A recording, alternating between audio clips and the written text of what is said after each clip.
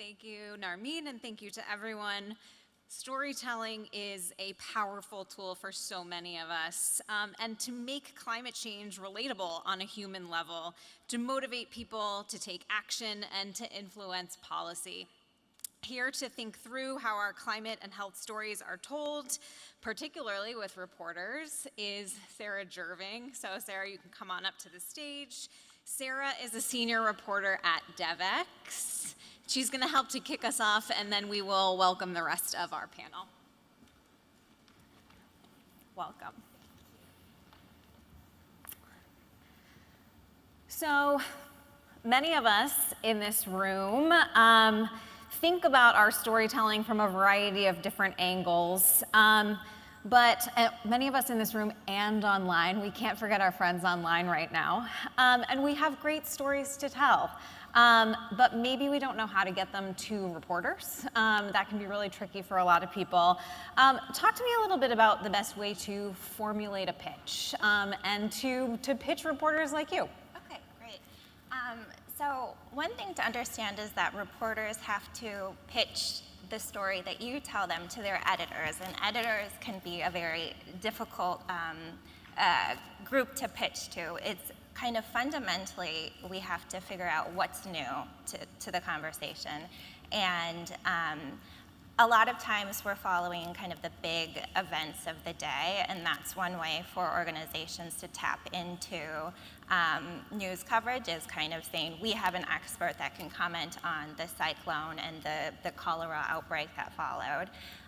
But another form of storytelling we do is kind of feature writing, and that can be a lot of times that comes about where I'm having a conversation with someone and I think to myself, oh, that's quite interesting, I've never heard of that before.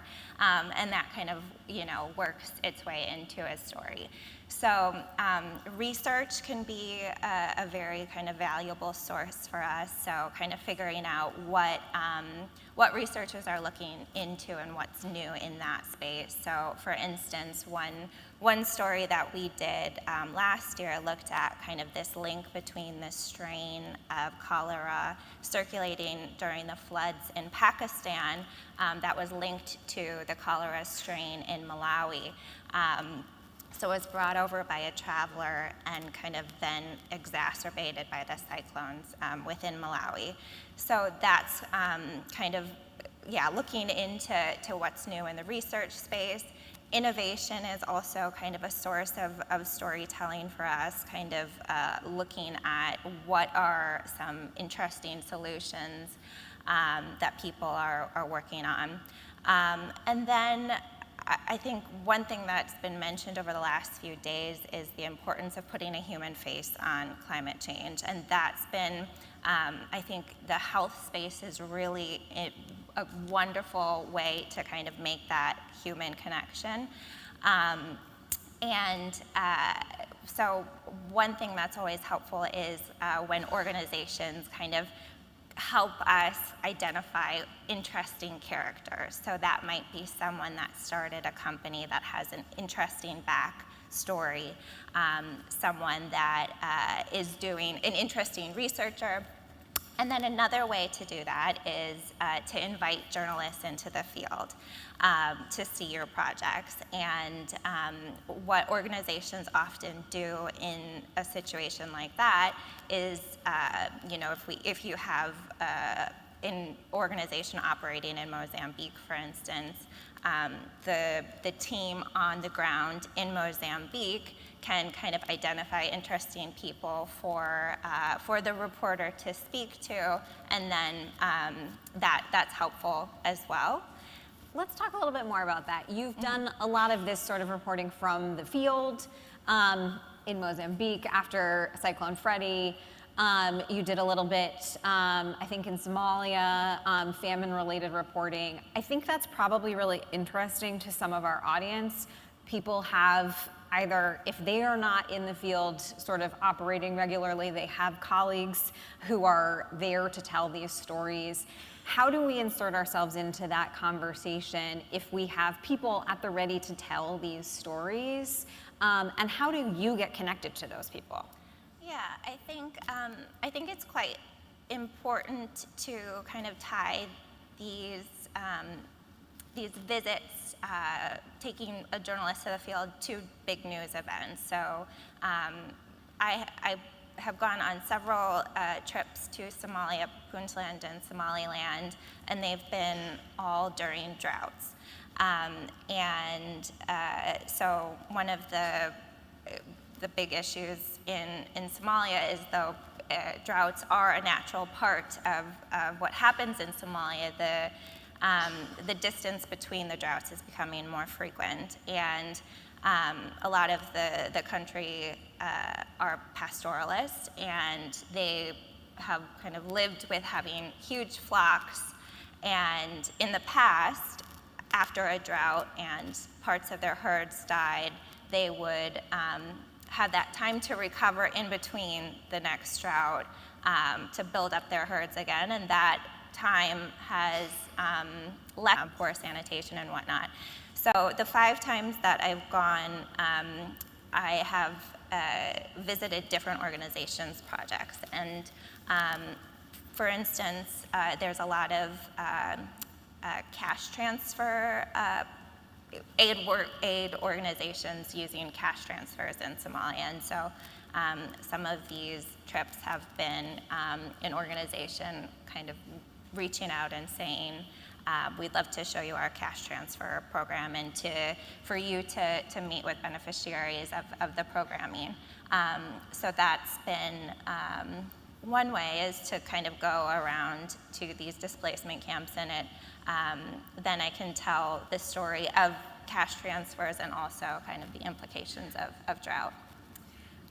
Before we get to the rest of our panel, curious if there's anything topically in the climate and health space that feels interesting or is catching your eye right now.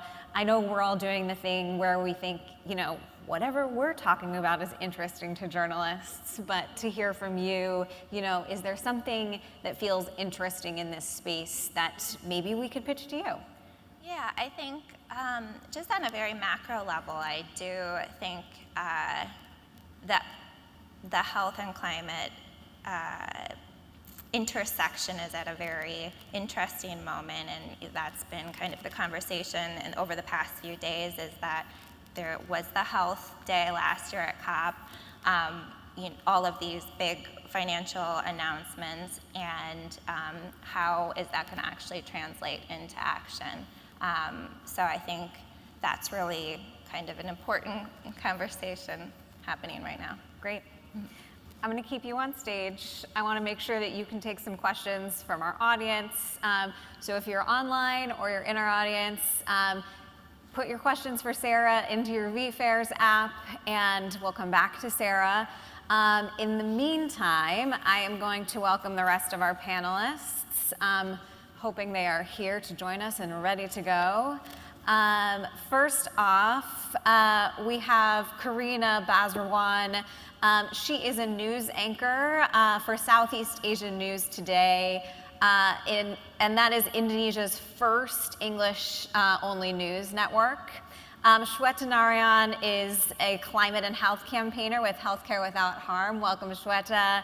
And Simon Shelley is Chief Commercial Officer with High Impact Studio. Welcome to all of you. Thank you for joining us from all around the world this afternoon, or whatever time it is for you where you are. And I'm going to start with you, Karina. You recently attended a comprehensive media training provided by CNN's Climate Academy, which was sponsored by the Rockefeller Foundation. That training covered all aspects of climate storytelling. So let's kick off by taking a look at the video that you produced there.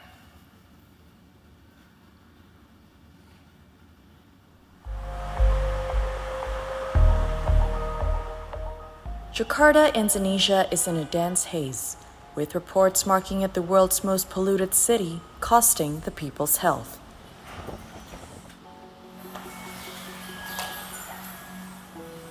It is affecting the health of people living in Marunda, a residential area located near industrial sites in North Jakarta, such as Deti, a 66-year-old woman suffering respiratory problems who gets a weekly checkup and even underwent surgery.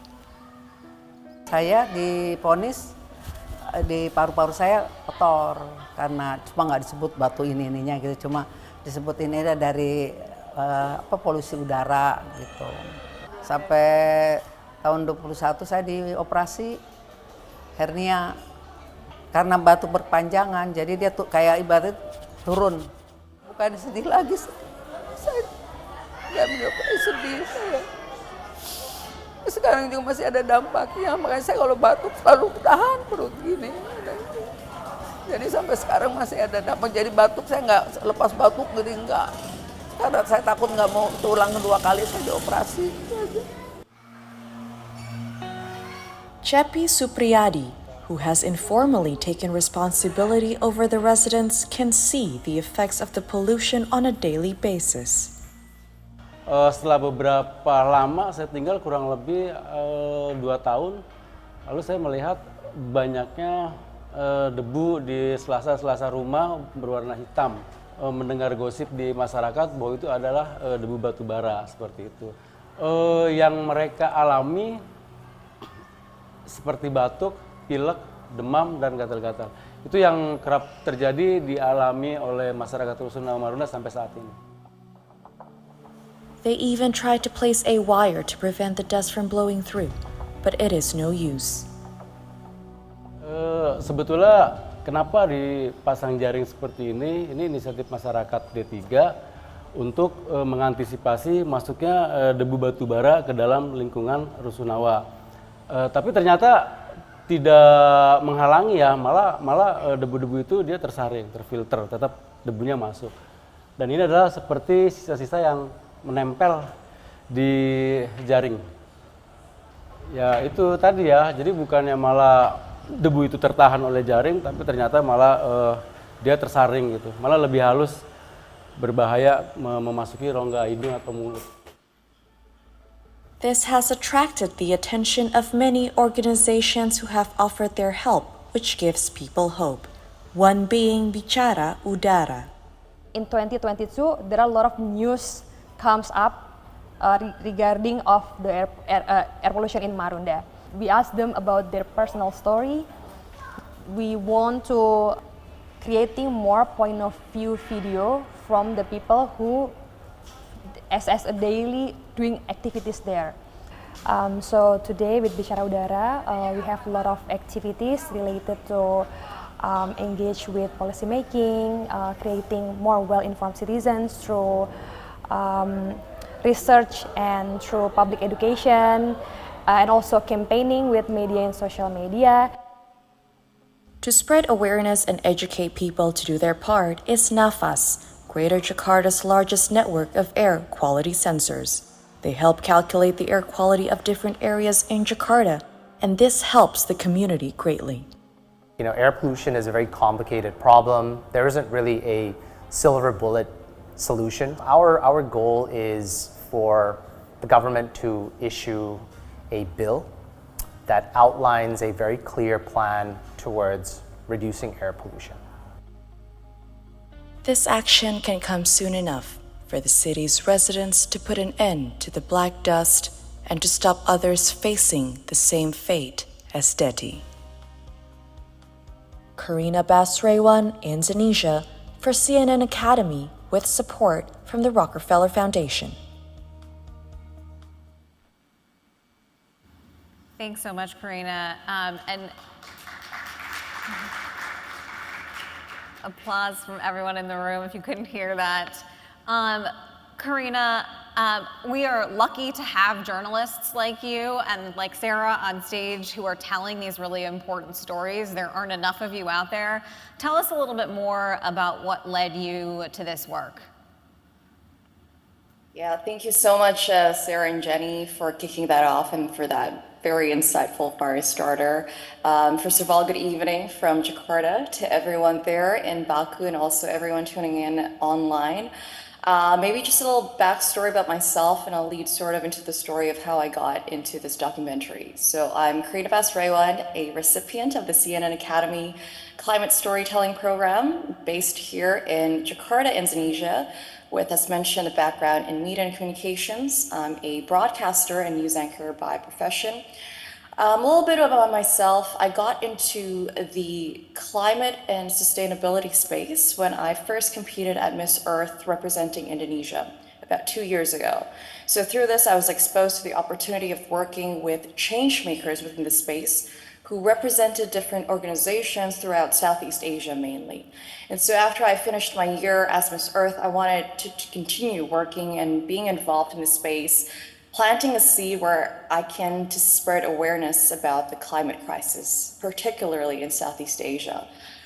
So I thought, what can I do to mix all my backgrounds as that and my communications and as a news anchor? And so that inspired me to actually start a weekly newsletter focusing in the climate space called Climate Starts with C, SEA being Southeast Asia, but also the letter C. We focus on different topics within the climate umbrella in the region, and through this I was able to build a network of inspirational figures who are fighting against the climate crisis. So I'm not necessarily an expert in the climate space, but I do have that willingness and that empathy to learn and want to make impact, and therefore I use my newsletter as a platform to give these experts a chance to educate our readers and audience about their respective topics. So we are a medium essentially that conveys that information and knowledge that is fun, easy to read, and digestible. So the same spark of interest gave me the opportunity to be a CNN Academy Fellow last December in Abu Dhabi, where we traveled to the UAE, supported by the Rockefeller Foundation, for the Climate Storytelling Bootcamp, where we were taught as journalists and storytellers to be equipped on how to be able to share the story on the climate crisis in a way really that can resonate with the audience, but also making sure we package it in a way that gives a sense of hope instead of the other way around. So, I mean, we hear terrifying doomsday news about the planet and our environment, and we wanted to give people hope for the chance to contribute in making it better instead of really telling them that there is no hope to save our planet. And as a news anchor myself, really presenting rather sad news about the climate and the environment here in Indonesia, regionally in Southeast Asia and globally is what we deliver every day. And I personally wanted to change that narrative.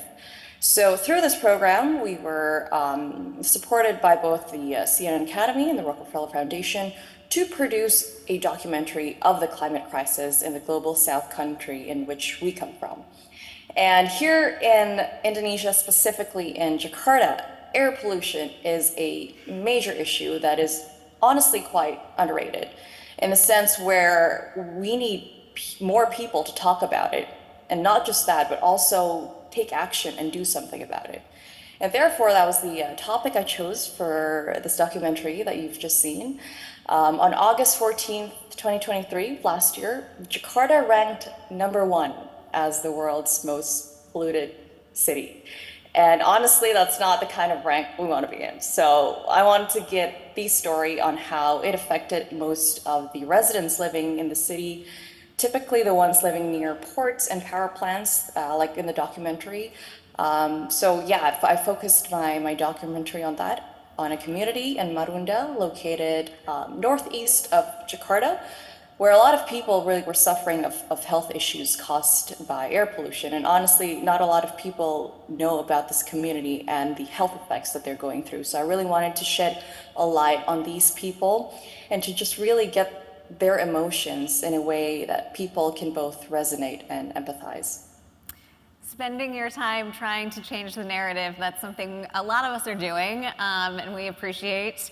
Shweta, it's something you have spent much of your career trying to do. You are a climate and health campaigner. You have spent many years trying to build these campaigns, driving movements that change the world in some way. Talk to us a little bit more about what it takes to build campaigns and affect change in that way. Thank you, everyone. And I think this is a perfect segue for me from Karina's presentation and her experience, because I mean, if it comes to air pollution, India leaves nobody behind. We have been traditionally the most polluted, or the country that has most polluted cities. Out of 100 most polluted cities in the world, 80 are in India. So, Karina, we're beating you guys hands down. Unfortunate, we don't want to be in this state, but this is how the reality is. And in fact, right now, my national capital is making headlines in a different state because of the climate crisis. It has had the longest spell of heat waves. Forget about heat waves, it's basically boiling right now. With a few weeks ago, the temperature was 50.5 degrees centigrade, which is the worst temperature or the highest temperature recorded ever. So this is the state that we are in, and this is in this complex daily crisis that people are facing. We're talking about building campaigns, which takes a lot of collaboration, a lot of cross-sectoral conversations, because I don't think there's one community or one sector that can really influence this change. We're talking about shifting narratives. I think the most important, according to me, the most important narrative that we can hold on to, with which we can influence change, is the narrative of health. It's personal, it's shared, it's a shared concern, it can bring communities together. And the fact, I mean, on the issue of air pollution alone, you will see the mothers and the doctors fighting together for cleaner air. And so there's no other issue more than health of our children, health of our family members, health of our community, that can truly bridge the gap and bring people together. For a successful campaign, we need evidence-based knowledge. That's super important, but that's not going to be enough. Data alone is not going to affect that change unless the data is actively shared and can bring people together, can influence policy. That data is useless. And so, in my experience with climate and health campaigning, I have found the voices, I mean, not just the issue of health, but the voices of health professionals very instrumental in influencing change. Because we've seen health community and health community members, we see them as trusted and credible voices who witness the impact on a daily basis in their clinics and also have that evidence to influence policymakers. I think the role of health professionals become really, really important in any kind of campaigning. But as I said, this is not a responsibility of one sector alone or one group alone. What we essentially need right now is a massive cross-sectoral collaboration where we have students, young people, doctors, health workers, teachers, lawmakers all come together to influence that change. We know what the change is. I mean, we have enough information of where we are going wrong. We have enough information of what needs to be changed. I think unless we have this kind of groundswell of movement across impacted communities and influential groups, we are not going to see that change. And that one change, and I really like how Karina mentioned that we really need to infuse. I mean, there's a lot of doom and gloom, and rightly so. I mean, look at the circumstances around us. But at the same time, if we don't articulate what we want as change, which is actionable and relatable to people, we will not bring that hope and that systemic change that we are hoping to get. And one of the biggest things that I think we need to communicate is that apart from individual actions, people need to hold the policymakers and the governments accountable. We are at the stage right now where our window for action is fast closing. And in order, I mean, and this is where I think we need to have everything, everywhere, all at once. And in that, the one big thing that through our storytelling, through our narrative shift, through our communication, we really need to communicate to people is that we need to hold the powers who are capable of, who are delaying on action.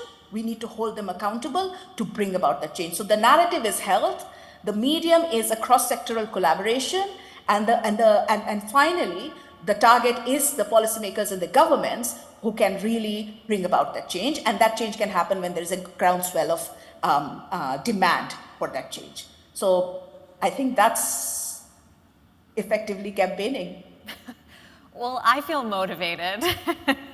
But Simon, I want to turn to you next. I know you have spent a lot of your career figuring out what makes stories good and resonate. And so I'd love to hear a little bit more about that. Just a little bit about what keeps someone glued to a video or an article. And I know you've spent a little bit of time doing some research in this area. So why are things like personal narratives really impactful, and particularly when it comes to stories around climate and health? Yeah, thanks, Jennie. Thanks everyone. This is compelling and a really, really important.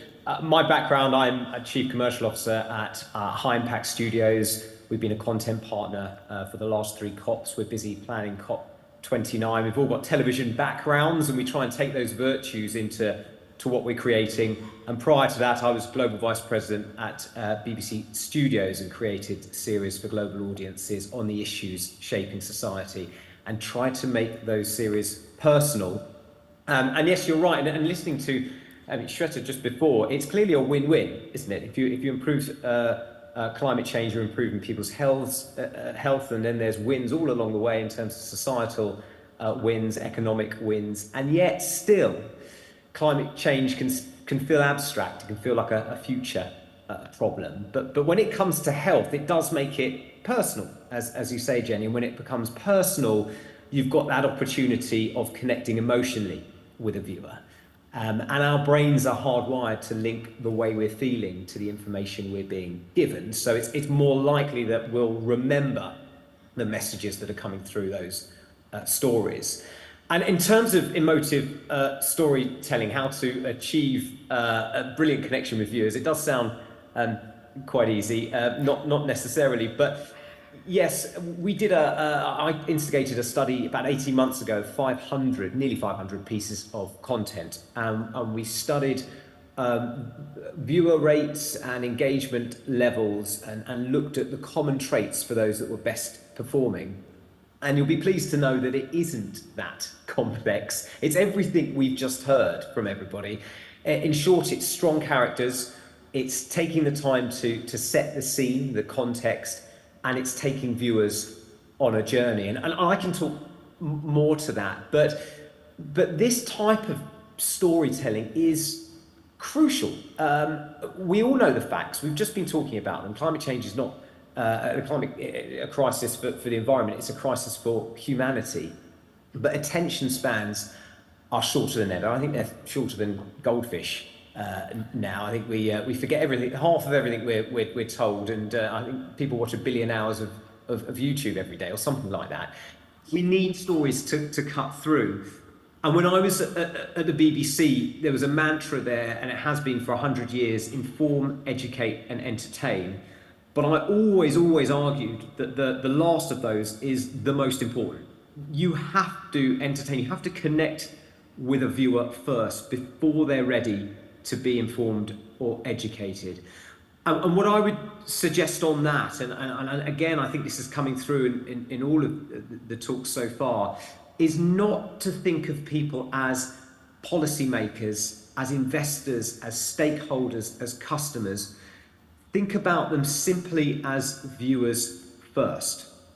Think about the character journey, the protagonists they want to believe in, set that scene, that context. What does it feel like to be at 50 degrees in India? And take that viewer on a journey, be open about the challenges, be transparent about the issues, connect with them first on an emotional level, and the rest will follow. So then a quick follow-on to that, Simon. I think many of us in our jobs in this room, and those of you who are watching around the world, are often dealing with some tough science and communicating what is some tough science. So how do you balance that scientific accuracy with the simplicity of the storytelling that we want to do to tell a really good story? It's a really good question, that. And I think that the key is not to give exceptional consideration to that data, that message up top in your storytelling. You have to win the viewer over first. What I mentioned just before is that once you connect with them, the rest will follow. What I mean by the rest is the messaging. And so once you have introduced a character and you know that world around them, that could be Dedi in Jakarta. We want to know more than just a Dedi as a 66-year-old with a respiratory condition. Where does she live? What's it like to be in her community, her family? Engage with that person first. Set the scene, the context. We know that the facts about India and the temperatures that are rising, and there's room for those, but what does it feel like? Can we get the sound in, the soundscape of what it's like at 50 degrees? And what I'm saying, Jennie, is that once you have got that viewer connected, then there's room to talk about the complex information and messaging. Viewers will be ready to receive that. Fantastic. Back to you. Oh, go ahead, Shweta. Yeah, I just wanted to add one more layer to this. I think science is also pretty simple. It's not as complicated and as complex as we make it out to be. In fact, we need to demystify data. We need to just demystify information and make it relatable. And more importantly, there are different ways of communicating the same message.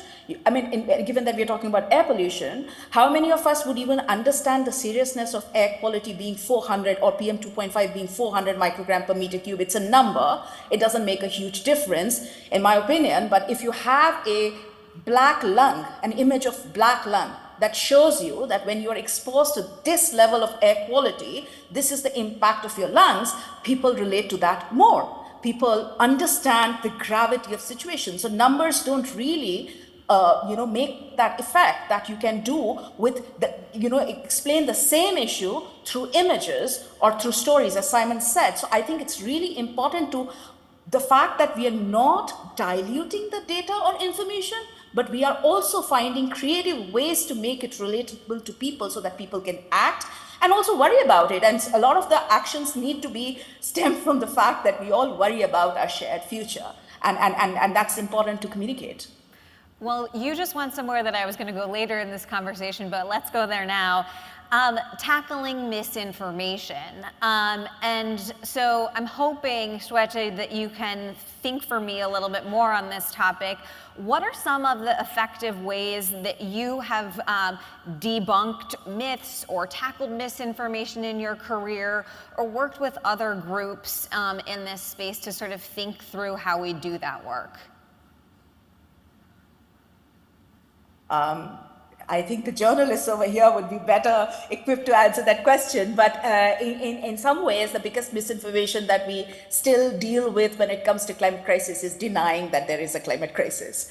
And that kind of denialism is so prevalent. And actually, in one way to tackle that kind of misinformation is to articulate the lived experience of people who are really impacted, who are on the front lines, who are marginalized and most vulnerable, and mostly don't have that voice or space in the mainstream media.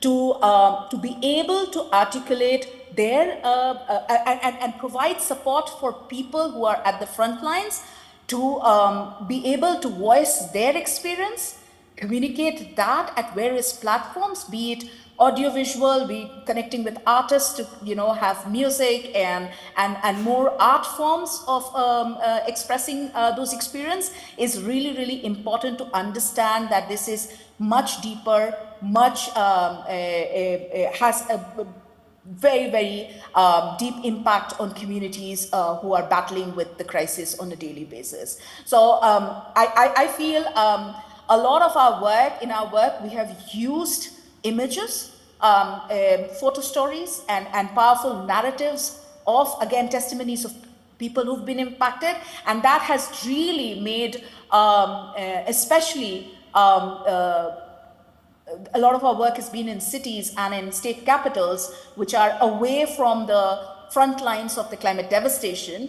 to bring those stories to those city centers and to connect with people in the cities have been really, really impactful and powerful. I think just being conscious that there are marginalized communities who are always left out of the conversation, and making sure that they're included, they're empowered, and they can articulate their lived experience is really, really important, and the first step in fighting misinformation. I see Karina nodding. I'm wondering if you have anything else to add to that question on myths and debunking any misinformation. Honestly, Shweta, you literally took everything that was in my mind. Like, I was just about to deliver the same thing. But yeah, I think honestly, any information is still information. I think basing it to the documentary that I did, it was really just talking to the people and the community and getting to know what they went through, to really understand, and just that was my research per se, just really getting to understand their day-to-day, what their story was, and delivering it in a way that caught people's attention, resonated with them, in a way that not only for them to just see the documentary and go, oh, okay, that's an issue, but really feel what they're feeling through visuals, through Deti's cry, just resonate with her emotions, to see the environment that she's living in, to see what she's going through in terms of her health and just her day-to-day, and it's an ongoing suffering for the community there, and really just to grasp the attention and the heartstrings of the audience, really to inspire them to do something about it. Something that Karina just brought up, and then we heard from previously in Shweta's comments, is sort of the power of visuals. And so, Simon, I'm wondering, because that really is your medium, if you can talk to us a little bit more about how we can better use visuals to tell stories, to impact change, to get to policymakers, if that's sort of the goal for our organization, and if there are tangible examples of that you can share, that would be great. Sure. I think when it, coming back to a couple of the points that have been raised, and a theme, something that I want to bang the drum on is again thinking about the viewer, putting yourself in the mindset of the viewer, and actually coming right back to the start, putting yourself in the mindset of the broadcaster, the publisher, the partner, the editor, as we heard from Sara earlier. What is it that they want to see? What will help tell that story, portray that story? I think when it comes to visuals, clearly the human element in this type of storytelling is so important. We've just talked about that. So I think building the world around that character that's the protagonist, and seeing them not just in front of the camera, but going about their daily life, I think is really important for them to carry that story. Setting the scene is really where you can get very, very into the visuals, whether that's panoramic views of vistas of places that we're telling the story from, and giving time to do that, whether that's photography, whether that's in film. I mean, Mozambique, when you were speaking earlier, Sara, I mean, that's how I was imagining. I wanted to know where in Mozambique. I wanted to understand, ground me in that scene before you start telling the story, if you like. So all of that is really important. But we talk about visuals, and let's not forget how we can use text on screen really effectively, whether that's setting the scene and the situation of what and the context of where you are, or just helping to supply that data and those facts as well. Again, making it easy for the viewer, and this shouldn't be any different in terms of the mindset of what broadcasters, Netflix, Disney, when they go about telling a story, they want to make it easy and consumable for the viewer. They want to engage them, they want to emotionally connect, they want characters, they want strong context, and they want to take viewers on a journey. Always have that as your mindset, and it flows from there. That's definitely the theme. Shweta, as we are thinking ahead to COP29, to COP30, many of us in the room are thinking about sort of the international collaboration between organizations. Is that international collaboration in creating a health narrative something that's on your mind, or something we should all be thinking about? Absolutely. I think it's more essential and important right now to build those coalition and collaboration. And I just go back to my initial comments that I think most successful campaigns anywhere in history have been campaigns that have been able to successfully build broad sectoral or cross-sectoral collaboration. So it shouldn't be any different when it comes to combating climate crisis. We need a very strong international collaborations of organizations, of civil society members, of impacted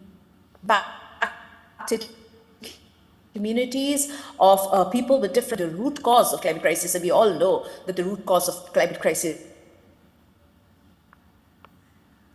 fossil fuels, and we need a just and equitable transition away from fossil fuels as a priority if we want to imagine a future, a state where we have future and children have future. So I think this is absolutely important, and I think there is a lot of effort that is underway in building those cross-sectoral collaboration, and they must be strengthened.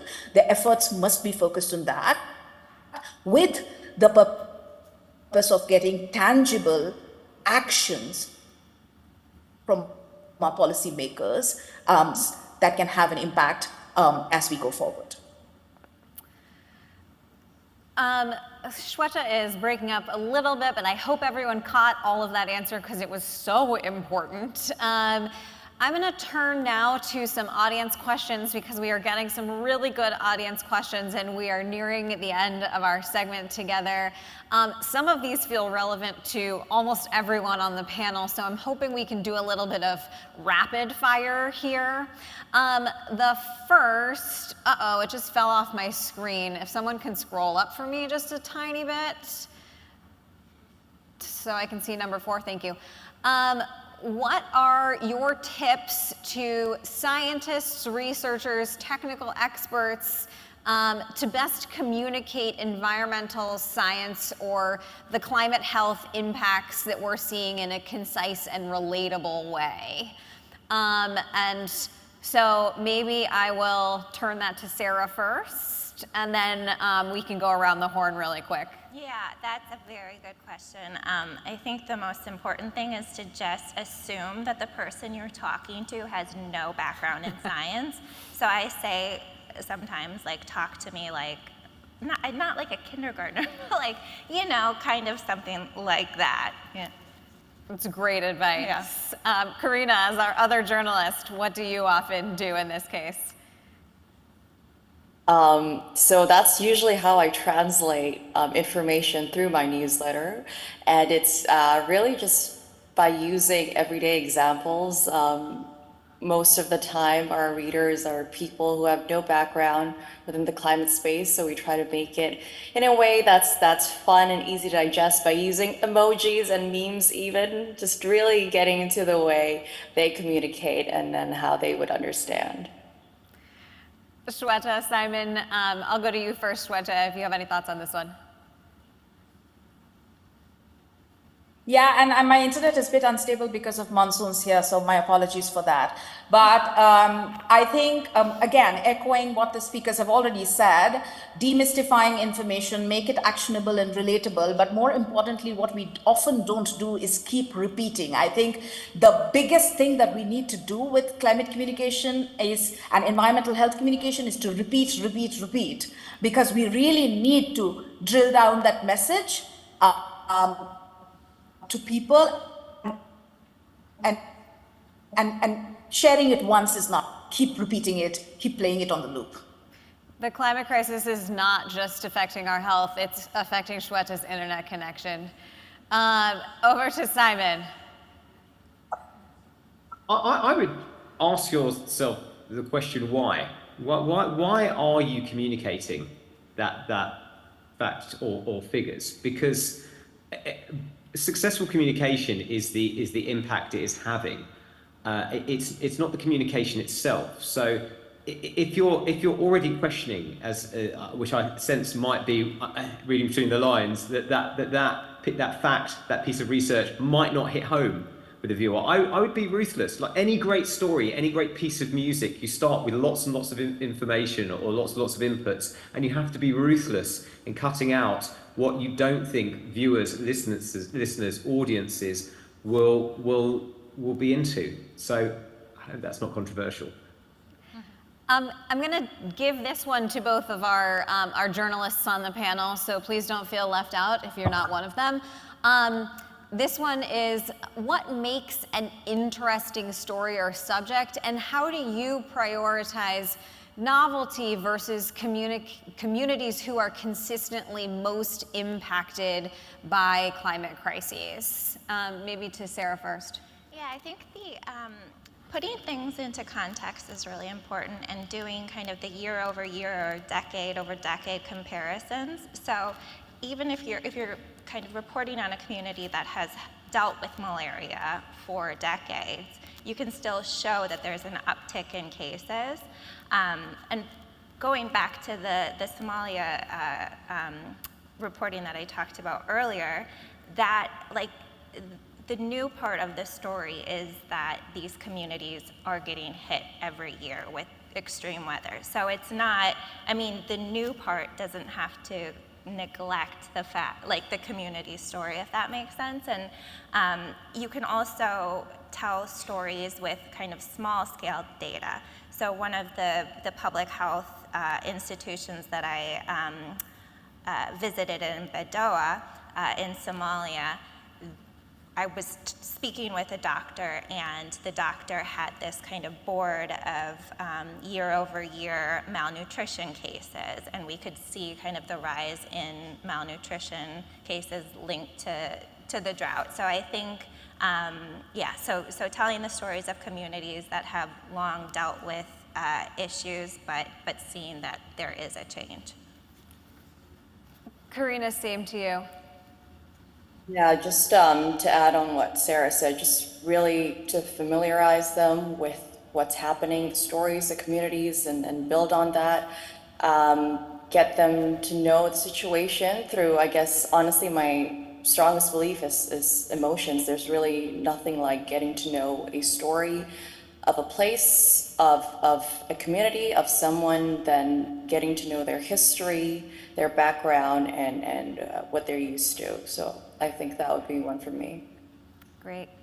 And I'm going to do a final question for everyone. The thing that has sort of resonated through all of this is that there is always a sense of fear of desensitization or doom and gloom in a lot of the climate storytelling that we hear. How do each of you maintain a sense of urgency in your storytelling without overwhelming your audience or attempting to overwhelm your audience when you are doing the storytelling yourself? And maybe we'll start with Sara, and then we'll head to our online panelists. Yeah, I think it's a hard question. I think a lot of people are turning away from the media just to preserve their own mental health when it comes to all of the disasters happening in so many different areas. So I do think it's important to highlight the inspirational stories of people making a difference, and kind of those people that are continuing the good fight and really driving that home. Great. Simon. Well, I mean, I said before, climate and health is a win-win in so many ways, but I'll just flip it around the other way. I think there is also a fear of being overly positive, because if you are, then sometimes that can come across as a puff piece. So it's about framing that properly. It's giving context, it's giving evidence, as Shweta was mentioning before, but I think it is also that transparency, that I think that vulnerability builds trust with viewers, that actually there is a big challenge here, but here's the way we're going to fix it. And again, that comes back to that journey, that recognizable pattern of overcoming the odds that people want from a story. Great. Shweta, how are you not losing your viewers for your campaigns or any of the storytelling you're doing?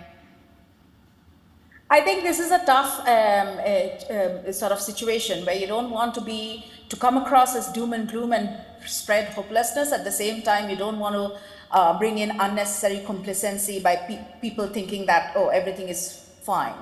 And for me personally,